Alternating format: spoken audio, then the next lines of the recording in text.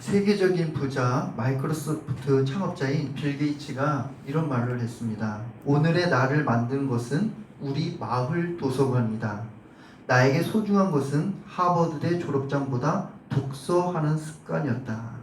이 빌 게이츠는요, 학창 시절에 늘 항상 책을 가까이 했어요. 책을 얼마나 많이 읽었냐면 1년에 300권을 읽었습니다. 요즘에도 1년에 50권의 책을 읽는데요. 근데 이 빌 게이츠가 책을 읽으면서 얻게 된 유익이 뭐냐고 책에서 얘기하면 이런 말을 합니다. 독서는 내가 배우는 주요 방법 중에 하나이다. 새로운 것을 배우고 이해력을 시험하는 주요 방법이다. 이 빌 게이츠는요, 책을 만남을 통해서 그의 폭넓은 통찰력을 얻었어요. 앞을 보지 못하고 귀도 듣지 못하고 말하지 못하는 삼중 장애를 가졌던 그 미국의 사회운동가이면서 장애인 인권운동가였던 헬렌 켈러를 여러분 다 아실 거예요. 이 헬렌 켈러가 어린 시절에는요, 정말 그 어둠 같은 인생이었습니다. 칠흑 같은 어둠이었어요. 근데 어느 날 이 헬렌 켈러에게 빛으로 찾아온 분이 있죠. 가정교사였던 설리반 선생님이 찾아옵니다. 그 설리반 선생님을 만나기 전에 헬렌 켈러는 자기를 어떻게 표현했냐면요, 이렇게 표현했어요. 존재하지 않는 세계에 사는 유령이었다. 자기를 유령으로 표현했어요. 그런 유령 같던 나 자신에게 이 설리반 선생님이 평생 50년 동안 눈이 되어주고 입이 되어주고 손이 되어주고 발이 되어서 그 헬렌 켈러를 계속적으로 가르쳐준 거예요. 엄마처럼 도와준 거예요. 결국 이 헬렌 켈러가 대학을 갔습니다. 거기서 또 졸업을 하고 12권의 책을 쓰고 세계적으로 다니면서 강연을 하게 됐어요. 이 빌 게이츠는 책을 만났습니다. 헬렌 켈러는 설리반 선생님을 만남을 통해서 인생이 변화됐어요. 오늘 말씀을 보면 만남을 통해서 인생이 변한 사람이 등장하게 되죠. 예수님께서 제자들과 허다한 무리들과 함께 여리고를 이제 떠나실 때 됐어요. 이 여리고라는 이 동네는요, 예루살렘에서 24km 정도 되는 아주 가까운 거리입니다. 반나절이면 갈 수 있는 거리예요. 그 예수님께서 바로 이제 예루살렘을 가지 않고 이 여리고에 잠깐 지나가시는데, 이 여리고라는 동네는 어떤 동네냐면 고대부터요 내려오기로 아주 유명한 휴양지예요. 그래서 종려의 도시, 향기의 도시, 울창한 숲이 있습니다. 많은 관광객들이 휴양을 보내는 곳이에요. 그런 곳에는 꼭 누가 있냐? 국어라는 사람이 있어요. 저도 예전에 고속버스 터미널 동서울에 거기서 버스를 기다리고 있는데요. 여러분 다 한 번쯤 경험하셨을 거예요. 저한테 가까이 오더니요, 국어래요. 고향에 내려갈 차비가 없다는 거예요. 좀 달라는 거예요. 여러분 다 경험하셨죠? 사람이 많은 곳에는요, 국어라는 사람 꼭 있습니다. 그 향기의 도시, 아름다운 그 휴양지 같은 그런 곳에서 지금 앞을 보지 못하고 그 거리에서 거지 생활을 하는 바디메오가 등장을 해요. 근데 이 바디메오의 이름에 뜻이 없어요. 바는요, 아들이라는 뜻입니다. 그리고 디메오는 디메오의 아들이라는 거예요. 이름조차 없어요. 삶의 소망이 없습니다. 그럼 그에게 누가 찾아오냐? 빛이 찾아오죠. 예수님이 찾아와요. 이 바디메오는요, 자기 앞에 예수님이 찾아온다는 것 소문을 듣습니다. 그리고 그 예수님을 향해서 간절하게 오늘 소리치죠.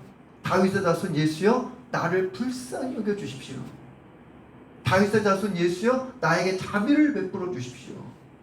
이 바디메오는요, 예수님이 오기 전에 소문을 들었어요. 이 벳세다에서 예수님께서 맹인을 고쳐줬다는 그 소문을 들은 겁니다. 그래서 그 예수님을 만나면 내 인생이 바뀐다는 걸 알고 있어요. 나의 눈을 뜨게 해줄 수 있는 분은 이 예수님이다. 그래서 아주 크게 소리를 지는 거예요. 우리가 예수님을 가까이 나가고 은혜를 받고자 하고 그분을 만나서 인생이 변하고자 하는데, 꼭 우리가 예수님을 만나려고 나오면 장애물이 있습니다. 두 가지 장애물이 꼭 있어요. 여러분 기억하십시오. 첫 번째는요, 사단의 전략이 꼭 있습니다. 48절 한번 읽어보겠습니다. 시작.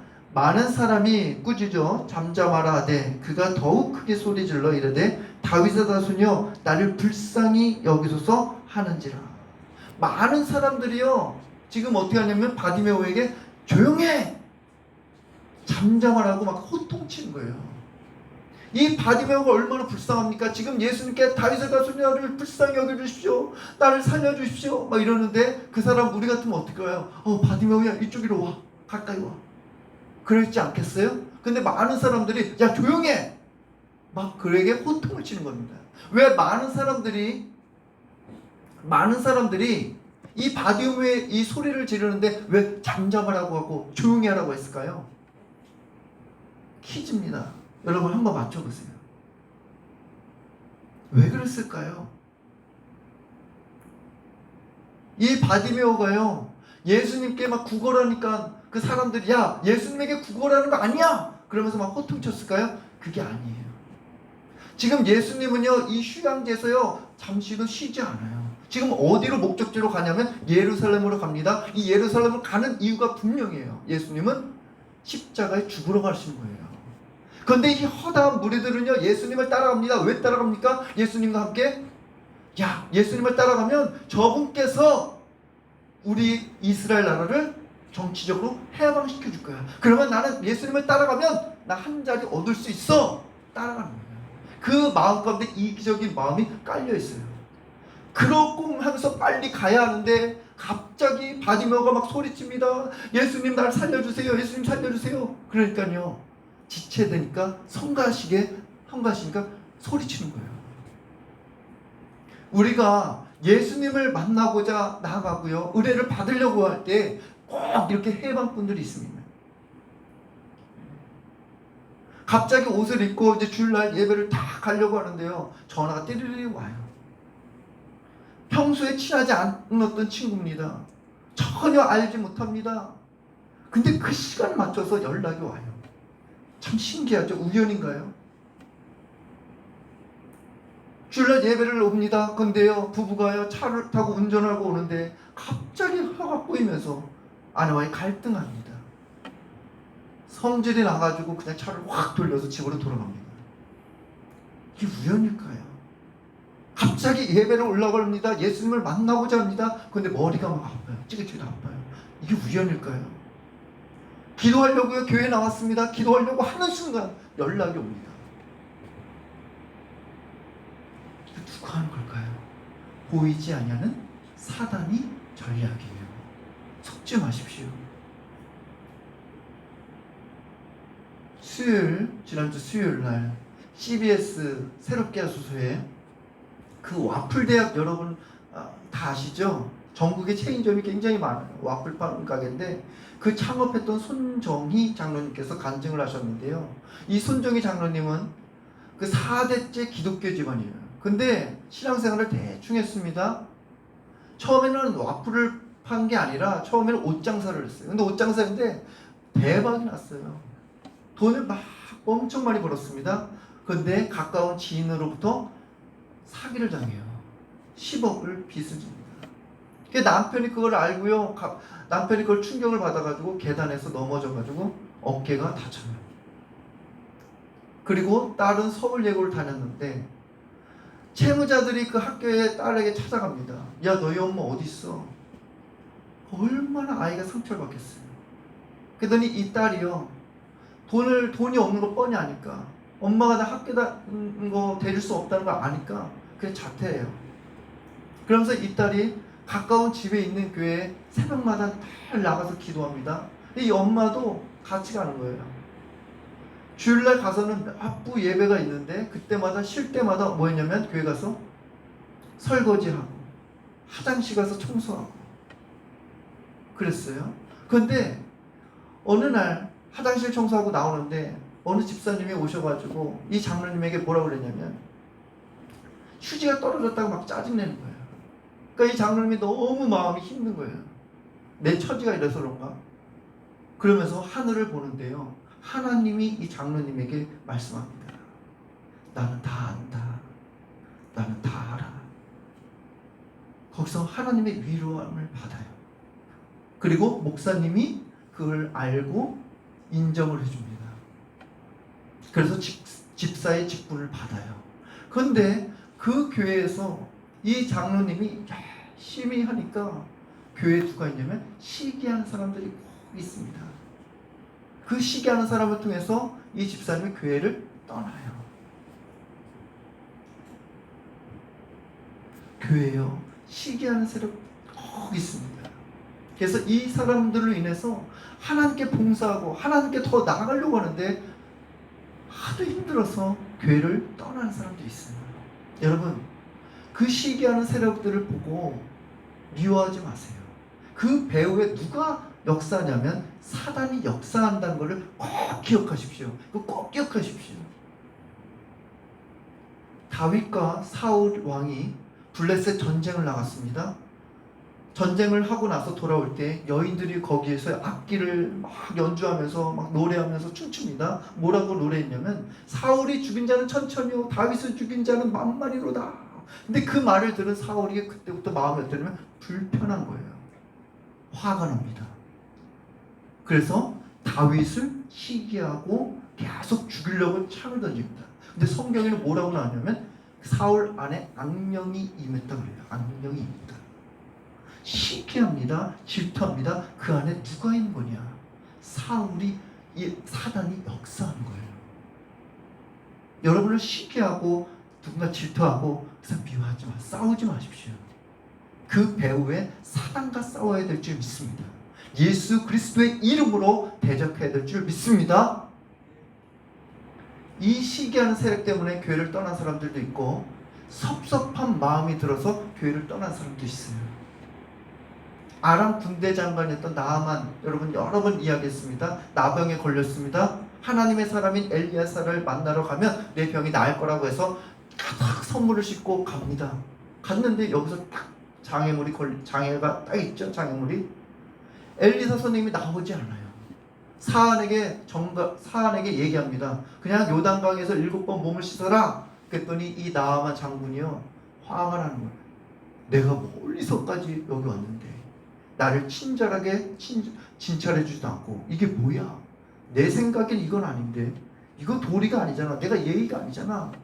화가 나는 거예요. 섭섭한 마음이 드는 거예요. 오늘날로 표현하면 나아만 같은 세가족 성도가 있습니다. 그런데 아무도 알아주지 않습니다. 목사님도 알아주지 않습니다. 무관심입니다. 섭섭한 마음이 드는 거예요. 교회 열심히 내가 봉사하고 충성하는데 아무도 알아주지 않습니다. 섭섭한 마음이 찾아옵니다. 그 마음에 누가 또 역사하느냐? 사단이 역사합니다. 결국에는 그 사람은 어떻게 되느냐? 교회를 떠나게 돼 있어요. 은혜의 자리를 떠나게 돼 있습니다. 이거 꼭 기억하십시오. 사단은요, 우리가 예수님께로 가까이 가는 거, 하나님께로 가까이 가는 걸 그렇게 싫어합니다. 왜 싫어할까요? 하나님께로 가까이 가면 분명히 변할 거를 알기 때문에 그렇습니다. 그래서 싫어하는 거예요. 미워하는 거예요. 어떻게든 방해하는 것입니다. 지금 바디메오 보십시오. 예수님께만 가까이 가려고 합니다. 나사렛 예수여 나를 고쳐주십시오. 막 날아갑니다. 그런데 사람들이 어떤 막 꾸짖죠. 그런데 바디메오 보십시오. 거기에서 귀에 눌리지 않습니다. 바디메오가 더 크게 소리 질렀다고 나와요. 다윗의 자손이여 예수여 나를 고쳐주십시오. 나를 불쌍히 여겨주십시오. 그 예수님만 바라보고 나가는 거예요. 할렐루야. 그 예수님만 바라보고 나가는 거예요. 여러분 가운데 이런 말씀 들어봤죠? 여러분 신앙생활하다 막 섭섭하고 안 나가려고 그러면 에이, 교회 사람 보고 다니는 거 아니야. 예수님 바라보고 다니는 거야. 맞는 말씀이에요. 사람 보고요 교회 다니면 실망합니다. 섭섭합니다.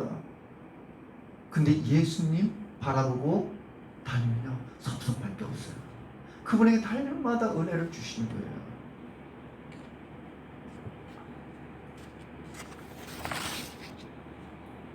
이 바디메오는 예수님을 향해서 크게 소리 질렀을 때 이 예수님이 어떻게 하셨냐면 가던 길을 멈추셨어요. 49절 보십시오. 예수께서 머물러 서서, 그러죠? 머물러 서서. 이 바디메오가 그렇게 소리치니까 예수님이 가던 길을 멈춰서 뒤를 보신 거예요. 여러분들이요, 예수님을 찾을 때요, 우리 주님은 외면하지 않는 줄 믿습니다. 여러분들이 하나님 앞에 간절하게 기도하면 우리 주님은 멈추세요 하던 걸, 그리고 우리의 음성을 듣는 줄 믿습니다. 저와 우리 모든 성도님들이 예수님께로 나아갈 때, 은혜 받고자 나아갈 때 어떠한 장애물이 있더라도 오직 예수님만 바라보고 나가는 그 믿음이 있기를 간절히 축원합니다. 둘째 보면 두 번째는 붙들고 있는 걸 버려야 돼요. 50절 한번 읽어보겠습니다. 시작. 맹인이 겉옷을 내버리고 뛰어 일어나 예수께 나아오늘. 예수님이 바디메오를 불렀습니다. 이리 오너라. 그랬더니 바디메오가 어떻게 해요? 겉옷을 벗어버리고 일어나 뛰어갑니다. 이 바디메오에 있어서 이 겉옷은요, 그 팔레스타인 날씨가 얼마나 일교차가 큰지 몰라요. 밤에 추워요. 이 겉옷은 이불이에요. 거지에게 있어서 아주 소중한 거예요. 예수님은 지금 바디메오에게서요, 손을 내밀었습니다. 나 너에게 은혜를 베풀길 원한다. 그런데 이 바디메오가요, 이 겉옷을 붙들고 있으면 전혀 은혜를 받을 수가 없어요. 예수님께 나오지 않으면 은혜를 받을 수가 없습니다. 제가 부교육자 때 학생부들, 중고등학생들, 청년부들 그 담당을 하면서 수련회를 매년마다 갔어요. 그때마다 이 수련회 가기 전에요, 아이들한테 어떻게든 이 아이들 은혜를 받게 해줘야 되는데, 그 수련회는 여러분 나중에 우리 교회에서도 성가대 캠프 성경학교도 하고 수련회 할 때 꼭 보내십시오. 잠시나마 하나님 앞에 집중하는 시간이에요. 그곳에 가서 하나님의 은혜를 받는 시간이에요. 그래서 아이들에게 막 홍보합니다. 가자고 막 꼬시기도 합니다. 근데요, 아이들이 항상 안 가는 아이들은 안 가요. 갔으면 좋겠는데, 이 아이 가서 진짜 이 아이 은혜 받았으면 좋겠는데 이 꼭 안 갑니다. 왜 안 가니? 뭐 봉사활동 가야 돼요. 학원 가야 돼요. 다 알아요. 다 충분히 알아요. 근데 이게 안 바뀌어요. 이 멘트가 항상 똑같아요. 너무나 마음이 아파요. 예수님은 은혜를 베풀고자 하는데 계속 겉옷을 붙들고 있어요. 예수님은 그 바디메오에게 말씀합니다. 내가 네게 무엇을 해줄까? 내가 너에게 무엇을 해주기를 원하느냐? 지금도 여러분에게 주님은 말씀하십니다. 내가 너한테 뭘 해주기를 원하느냐? 내가 너에게 뭘 해주기를 원하지? 예수님은 항상 우리를 보면서요, 어떻게든 은혜를 주기를 원하십니다. 복을 주기를 원합니다. 우리 주님은요, 다 주기를 원하세요. 그래서 마태복음 7장 11절에 보면은 너희가 악할지라도 자식에게 좋은 걸 줄 줄 알거든 하물며 하나님 아버지께서 너희에게 좋은 것을 주시지 않겠느냐라고 말씀하셨어요. 우리 예수님은요, 우리에게 은혜를 주기를 원하십니다. 성령을 주시기를 원하십니다. 믿음 주시기를 원합니다. 복을 주시기를 원합니다. 여러분에게 은혜를 다 주기를 원하세요. 그런데 우리가 겉옷을 붙들고 나아가지 않으면 받을 수가 없습니다. 우리 개인에게 스스로가 지금 질문해 봤으면 좋겠어요. 내가 붙들고 있는 겉옷이 무엇일까? 누가복음 18장에 보면 부자 청년이 나옵니다. 그런데 이 부자 청년이요, 예수님 앞에 나와서 질문합니다. 선생님, 어떻게 해야 영생을 얻을 수가 있습니까? 그랬더니 예수님이 말씀합니다. 너 십계명 지켰니? 너 십계명 지켰어? 네, 어려서부터요 저는요 도둑질하지 않았습니다. 살인하지 않았습니다. 다 지켰다는 거예요. 그랬더니 예수님이 그 청년에게 말합니다. 내게 한 가지 부족한 것이 있는데 너가 가진 것을 다 팔아서 가난한 사람들에게 나눠줘라. 하늘에 보화가 있을 거야. 그리고 나를 따라라. 그래요.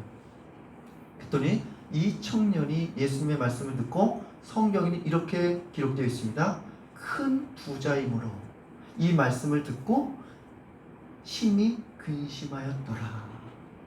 마음에 계속적으로 갈등이 일어나는 거예요. 결국에는 예수님을 코앞에 두고 예수님의 제자가 되지 않았어요. 예수님을 따라가지 않았습니다. 구원의 은혜를 받지 못했습니다. 이 부자 청년이 붙들고 있던 이 겉옷은 뭘까요? 돈이에요. 예수님을 코앞에 두고 끝까지 붙들어 것은 이 돈 때문에 그렇습니다. 지금 이 자리에 나온 성도님들은요, 사단의 어떠한 전략 가운데서도 여러분 뚫고 이 자리에 나온 것을 믿으시기를 간절히 축원합니다. 예수님은요, 바디메오에게 말씀하십니다. 내가 무엇을 해주기를 원하냐? 그때 이 바디메오가 대답을 하죠. 예수님, 나는 보기를 원합니다. I want to see. 나는 보기를 원합니다. 예수님, 난 보기를 원해요. 이 바디메오는 예수님께요, 정직하게 자기의 마음의 소원을 올려드렸어요. 이게 기도예요. 기도는 어려운 게 아닙니다. 내 마음의 소원을 주님께 정직하게 솔직하게 올려드리는 것이 이게 기도입니다. 앞을 보지 못하는 사람에게 가장 큰 소원은 뭐냐? 눈을 뜨는 겁니다. 운동선수에게 가장 큰 소원은 뭐냐? 금메달입니다. 학생에게 가장 큰 소원은 뭐예요? 명문대학교 가는 거죠. 몸이 아픈 사람에게 가장 큰 소원은 몸이 낫는 거예요. 하나님, 저도 목회 좀 회개해 주세요. 목회지가 없던 저에게 가장 큰 소원은 하나님, 나도 목회를 할 수 있게 기회를 주십시오. 주님께서 이 우리의 고백을 듣고, 야, 너 그 욕심이야, 너 때가 돼야 돼 라고 얘기하지 않아요. 예수님은 있는 그대로 그 고백을 들으시는 줄 믿습니다. 그리고 예수님이 이 바디메오에게 뭐라고 말씀하시냐면, 가라, 내 믿음이 너를 구원하였도다. 한번 같이 해볼까요? 가라, 내 믿음이 너를 구원하였도다. 바디메오야, 내 믿음이 너를 눈뜨게 했어. 예수님은 바디메오의 무엇을 보았을까요? 그 믿음의 어떤 것을 보았을까요? 예수님을 만나면 내 인생이 변할 것이라는 그 믿음이에요. 저분을 만나면 내 인생은 달라질 것이다. 나는 저분을 만나면 내 눈이 떠질 것이라는 그 믿음, 그 예수님은 그것을 보시고 그를 눈을 뜨게 해준 줄 믿습니다. 예수님을 바라보고 보는 거예요. 저는 여러분에게 이런 믿음이 있기를 간절히 축원합니다. 예수님만이 나의 병을 고쳐줄 수 있다. 예수님만이 내 인생을 고쳐줄 수 있다. 예수님이 내 삶의 모든 것을 해결해 줄 것이라는 그 믿음을 보시고 주님은 여러분을 변화시켜주는 줄 믿습니다. 헬렌 켈러가 그 자서전에서 내가 살아온 이야기에 보면 그녀가 이런 고백을 합니다. 내 일생을 통틀어 가장 중요한 날이 있다면 내가 앤 설리반 선생을 만난 날이다. 이 바디메오의 인생에 있어서 전체를 통틀어서 가장 중요한 날은 예수님을 만난 날이에요. 거리에서 거지로 살 수밖에 없는 인생이었습니다. 근데 예수님을 만나고 나서 인생이 완전히 바뀌어요. 눈을 뜨게 됐습니다. 이제는 일하는 사람으로 바뀌었습니다. 예수님의 따라다니는 제자가 되었습니다. 신분의 변화가 일어났습니다. 우리 인생도 똑같아요. 우리 인생의 가장 통틀어서 중요한 날은 언제냐? 예수님을 만나는 날인 줄 믿습니다. 예수님을 만남을 통해서 정말 살 수밖에 없고 죽을 수밖에 없고 그랬던 우리가 그 예수 그리스도를 만남을 통해서 인생이 변화된 줄 믿습니다. 저는 예수님 만나고 너무나 감사한 게요, 만일 예수님을 안 만났으면 어떻게 살았을까 곰곰이 어떨 때는 때로 생각을 해봐요. 우울증에 빠지고 술과 담배와 그렇게 살았다가 결국에는 일찍 떠나지 않았을까. 그렇게 살았을 것 같아요. 근데 예수님이 저를 변화시켜 주시고 저를 만나 주셔서 이 자리에 세워줬는 줄 믿습니다. 여러분도 예수님을 만나고자 오잖아요. 은혜 받고자 오잖아요. 예수님의 제자가 되기 위해서 오잖아요. 그때 이 겉옷을 버리고 다 오셨잖아요. 다시는 이 겉옷을 입지 마십시오. 옛삶을 꼭 버려버리십시오. 여러분이 예수님께로 나아갈 때 어떠한 그 장애물을 바라보지 마시고 오직 예수님만 바라보고 나아가는 여러분들이 되기를 간절히 축원합니다. 우리 찬양하겠습니다. 세상 흔들리고. 우리 사랑이가 PPT 좀 해주세요. 세상 흔들리고 사람들은 변하여도 나는 주를 섬기리. 주님의 사랑은 영원히 변하지 않네. 나는 주를 신뢰해. 오직 믿음으로 내가 살리라.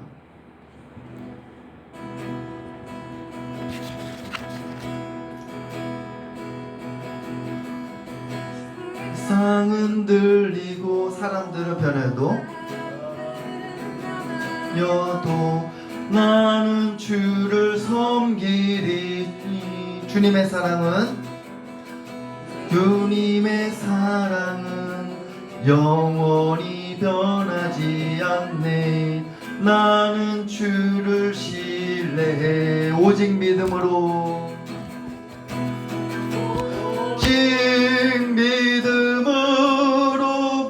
내가 살리라. 믿음으로 내가 살리라. 오직 믿음으로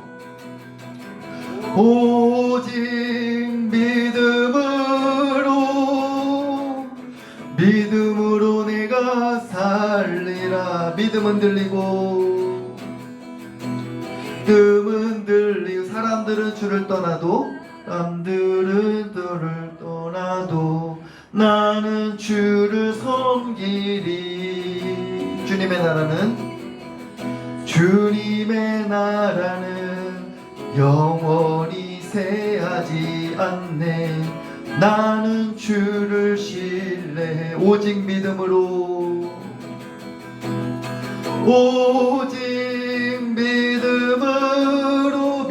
내가 살리라. 믿음으로 내가 살리라. 오직 믿음으로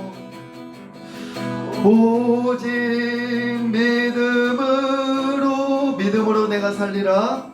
믿음으로 내가 살리라. 오직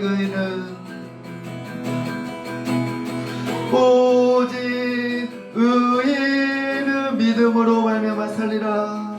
믿음으로 말미암아 살리라. 오직 의인은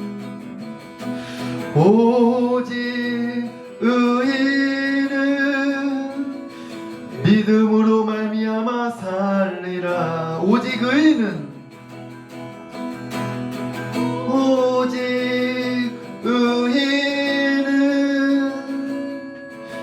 믿음으로 말미암아 살리라. 오직 의인은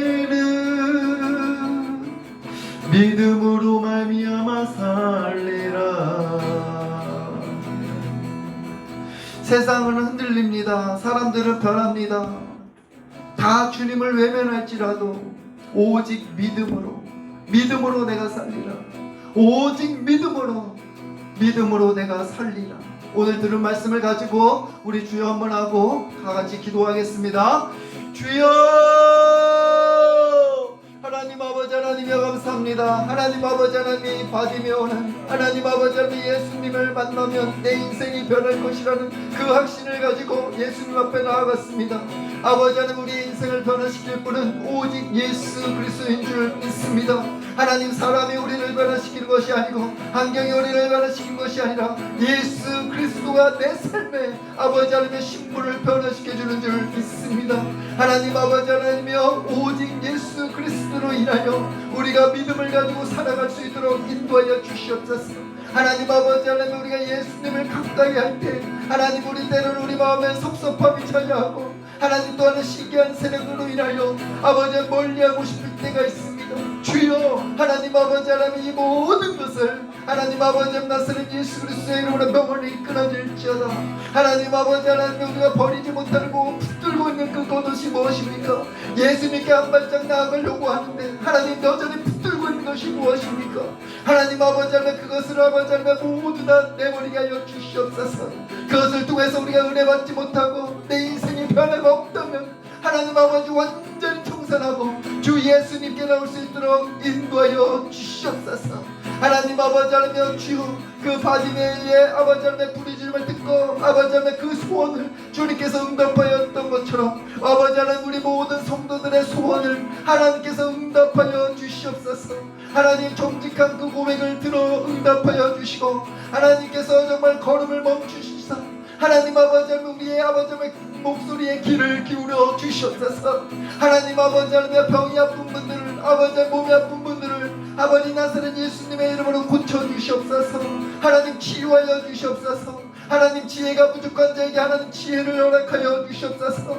하나님 아버지 하나님 사업에 성공하고 싶고 사업을 아버지 하나님 대박나고 싶은데 어떻게 하지 못하는 사람들이 있다면 예수님께서 지혜를 주시옵소서. 사람들 간에도 아버지 막힘이 있다면 하나님 이것을 어떻게 풀려야 될지 알지 못하면 하나님이 지혜를 주시옵소서. 하나님 용서하는 마음을 주시옵소서. 하나님 사랑하는 마음을 주시옵소서. 하나님 아버지 하나님 우리 교회가 하나님 아버지 하나님 주님이 원하시는 대로 이끌어가 주시옵소서. 하나님의 교회가 하나님이 이끌어가는 교회가 되기를 원합니다.